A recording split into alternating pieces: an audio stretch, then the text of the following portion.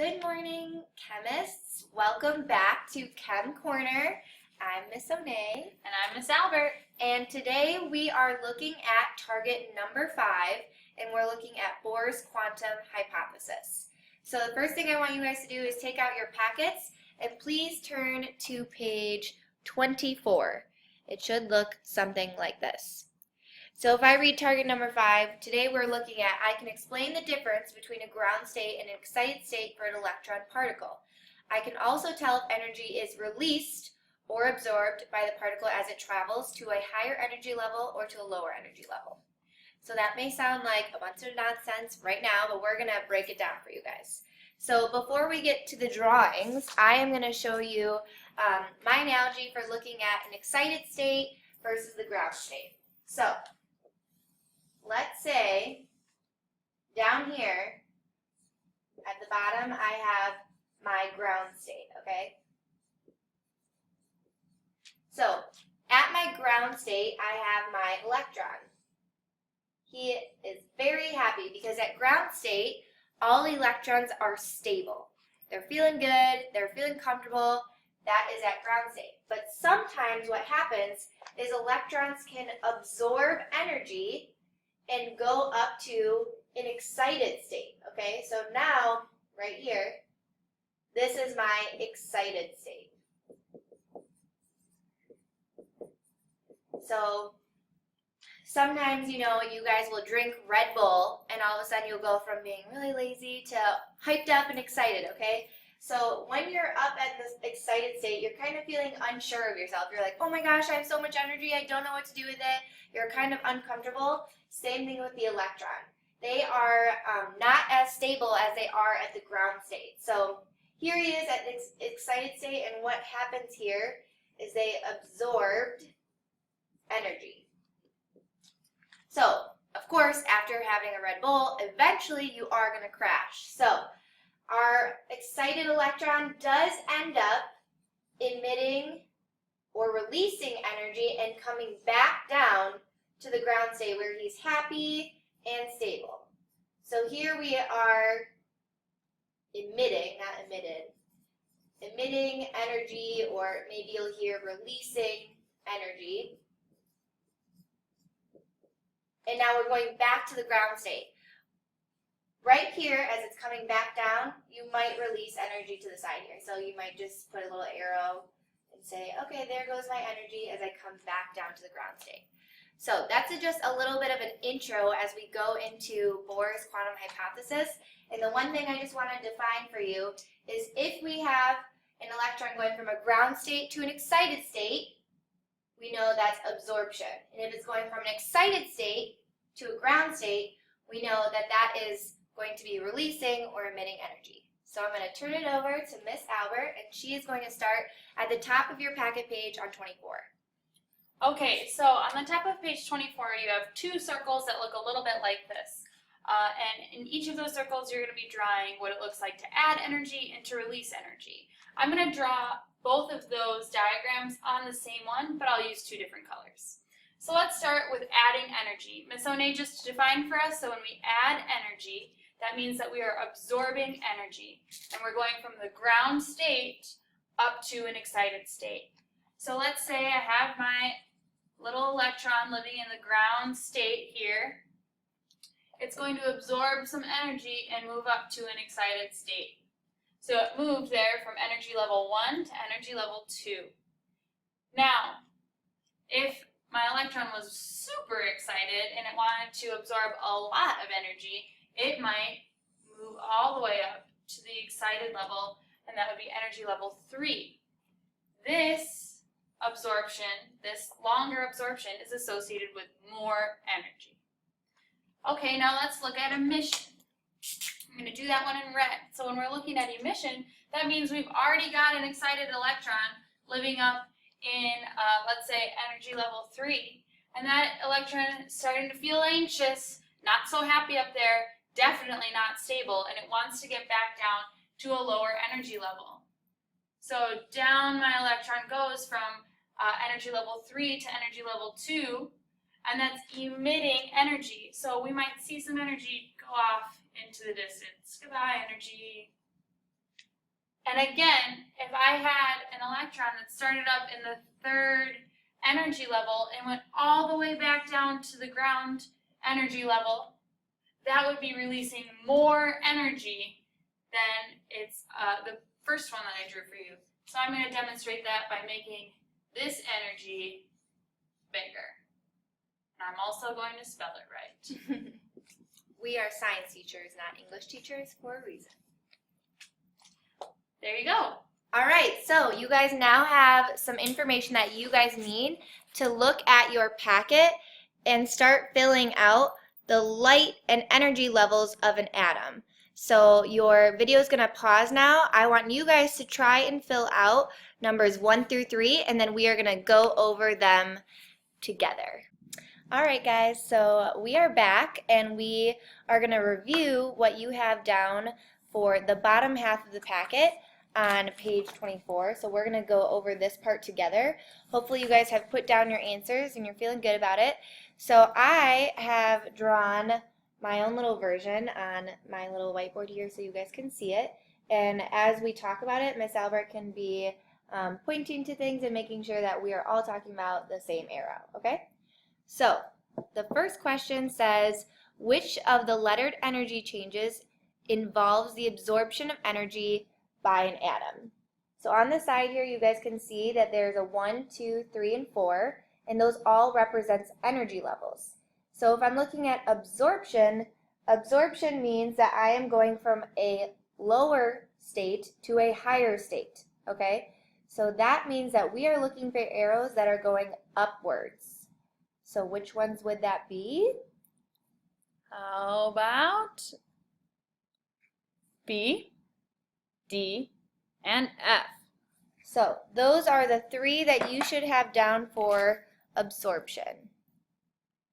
B, D, and F. And you guys will notice that they're all different sizes, but as long as they are traveling from a lower energy level to a higher energy level, that is absorption. Okay, so let's look at emission, Miss One. When we're talking about emission, that means that we're going from a higher energy level to a lower energy level. So this time we're looking for the opposite. We're looking for things that are going downward. So looking at our diagram, that means arrow A, arrow C, and arrow E. So again, we are going to write that down. We've got A, C, and E. And as long as it's going from a higher energy to a lower, that is emission. And what happens when we have emission? Anybody know? I do. What is it, Miss Albert? You release energy. So every time we go from a higher state to a lower state, energy is released. Think about yourself crashing after having a Red Bull. So the last question down there, one of 3 lettered energy changes that involve emission, one will result in the emission of blue light, which has a medium energy.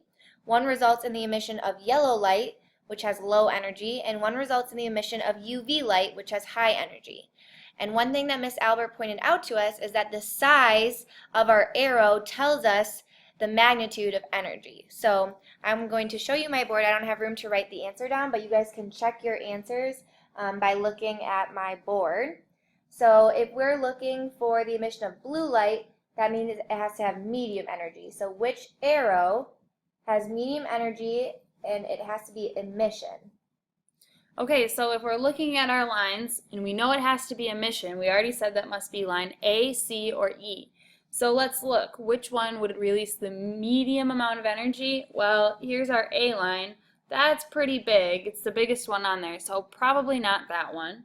The C line, though, is the middle of the two. So E is our shortest, A is our longest. So I would go ahead and say, okay, line C is going to be emitting blue light because it has medium energy. So for blue, you guys should have line C. Which one is yellow? It says yellow has the lowest energy. If you guys look at your board again or in your packet, that's going to be your smallest arrow. It must be emission, so you guys should have E for yellow. And the last one is, which one is UV? So for the highest energy, again, like I said, We've got A, that's emitting, and that is our longest arrow, so that means the most energy, and therefore UV light. So hopefully you guys are feeling good on this part, and this is the end of our Bohr's quantum hypothesis. If you guys turn your packet to the next page, which is page 25, I want you to practice at your table going through each diagram, A, B, C, and D. Each diagram is asking for something specific, an electron that absorbs a small energy or large energy. Just remember the difference between absorption and emission, okay? So hopefully you guys can work together and do that, and we are going to move on. All right, so we're moving right along to the next page in your packet, and we're going to go ahead and define some of the new vocabulary terms that you see on the top of the page. So first, let's start with wavelength. Wavelength is defined in words as the distance from crest to adjacent crest in a wave. Now I'm going to draw you a quick little picture so you understand what that looks like. So let's say I have some sort of wave. The wavelength then would be associated from the crest, which is the top point, to the other crest right here. And then to symbolize wavelength, we use the lowercase lambda symbol, which is that funky little symbol up there on top. All right, so we're going to move on to frequency. Miss Albert is going to write our definition for us. But frequency, you guys will see it looks like a fancy V over here. And it is defined as the number of waves which pass through a given point at in a specific time period. So I am going to just demonstrate what frequency looks like on Miss Albert's fabulous wave up here, as she finishes writing the definition. So we are looking at the number of waves. So you may be like, Miss O'Nay, well, how do I decide what one wave looks like?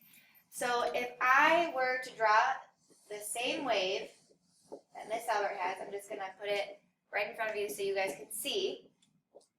One wave is going to look like this here. I might as well look like this. One wave, it's going to be from the middle, and it goes up, and then it goes down, and it stops in the middle again. So this is one wave, okay? So if I have a wave that has high frequency, that means I'm going to have a number of waves. So here's one wave. Now if I use another color, I can say, here's my second wave, and then so here I have two total full waves, right? So this one isn't completely full. So if you were to say, what's the frequency of this? You would say there are two waves. Okay, so we're going to be looking at the difference between a wave that may have high frequency and low frequency. All right, and then the very last thing we need to define for you is something you've heard many, many times, and that's energy. But we want to give you a specific definition moving forward in chemistry class, and that is going to be the capacity to do work. Now that means, let's say we're talking about your energy. You just had lunch and you had a couple pieces of candy, so you're feeling pretty energized, and you have gym class next period. So you have enough energy to do the work that you need to do in gym class. It means the same thing when we're talking about waves. Okay, so now that you guys have those handy dandy definitions, we are going to move down the page where you guys can see there's a little diagram here that says wave 1 and wave 2. So the directions say that wave 1 should have a short wavelength, we know that word, and we should also have a high frequency. So how do we draw that? I always like to think first, high frequency means that there's going to be a lot of waves. And then Miss Albert defined wavelength for us, and it's going to be the distance from crest to crest. So we know that the distance between our top part of our wave has to be small if it's going to have a short wavelength. So we are going to draw our first wave, and it should look something like this. So right now it just looks like I drew a bunch of squigglies, right? But if we look at the number of waves that I have, Miss Albert is going to show us where the dots are to show us how many waves. In this large wave, we have 3 waves. So that's kind of a lot. And we are going to look at also the wavelength, so between the crest to crest. And if you look from the top of the first crest to the top of the one that's adjacent to it, it's very small, okay? So we're going to compare that to wave 2, where it says wave 2 should have a long wavelength and a low frequency. So if you are drawing a wave like that, it's going to have a long wavelength and a low frequency. So Miss Albert's going to draw for us where we can find the number of waves. So we went and we only have 1 wave there. So that means we have low frequency. And then now we're looking at the wavelength. So let's say that there was another crest, an imaginary other crest that we could draw in here. We'd be able to measure from this crest to this crest, and that would be a much bigger wavelength than we saw in wave 1. So hopefully you guys have that filled out on your diagram. I want you guys to try the rest of page 26 where it asks you the 3 questions about those wave A and wave B. All right, so we will check in with you in a couple seconds. Okay, so you may be thinking that waves are just a bunch of squiggly lines that we have been drawing for you on the board, but Miss Albert and I have proof that waves exist in your everyday experiences. So we actually have brought a spring, very large spring, from one of the physics classrooms, and we are going to show you that you guys can see a wave when we shake it, okay? So it might take a second for it to resonate, but we will tell you once you should start looking for the frequency and the wavelength, okay? Okay, so you guys can see here, it's going really fast, but at the top you can see the crests. We've got 2 crests going, so you guys can see, as it goes really fast, you guys can see the wavelength, and we have 2 waves. All right? There we go. All right, so now you guys have seen kind of what a wave really looks like, and now we're going to check for your guys' understanding at the bottom of page 26, okay? I hurt my fingers like a lot. All right, so we're looking at wave A and wave B. So our first question is, which wave has a higher frequency? Now, if you remember, the definition of frequency was the number of waves that pass through a given point over a specific amount of time. So Miss O'Neill taught us that we should count the number of waves that we see. So let's do that. When I'm counting for wave A, I see, okay, there's, just 1.5. Okay, so for wave B, I count and I see, okay, there's 1 and 2 and 3. Okay, so obviously wave B has a higher frequency. Our next question is, what is the relationship between wavelength and frequency? Okay, so this is kind of a tough question, but if we're looking at it, we can see, all right, this wave has a pretty big wavelength, but it had a smaller frequency. And this wave has a smaller wavelength, but remember, we just said that it has a higher frequency. So you can write that the relationship between wavelength and frequency is that as wavelength gets bigger, frequency gets smaller. So, as Miss Albert just pointed out, as one goes up, the other goes down. So we are going to be thinking about that relationship quite a lot during the rest of this unit. And the last question is, which wave, A or B, has higher energy? So if we think back to when Miss O'Neill and I did the spring demo, it took a lot of energy to get even just that one wavelength that you could see. In order to get more wavelengths, so more frequency, we would have to put in a lot more energy. So that tells you that energy is associated directly with frequency. So that being said, let's look back at our board and say, okay, which wave is going to have the most energy? The one with the most frequency. And we already said wave B had the most frequency, so therefore wave B has the most energy. All right, so that concludes our portion. So we just went over target 5 and target 6. So now that we're done with this page, you should be able to explain wave-particle duality of electrons. That sounds super intense, and we don't know all of that, but you should know the basic information for a wave, okay? Now that we're done with our notes, you guys, the rest of the period, I would like you to work at your groups on the review, which is on page 22 of your packet. It looks like this, and it also goes on to page 23. So this is what you guys should be working on at your table.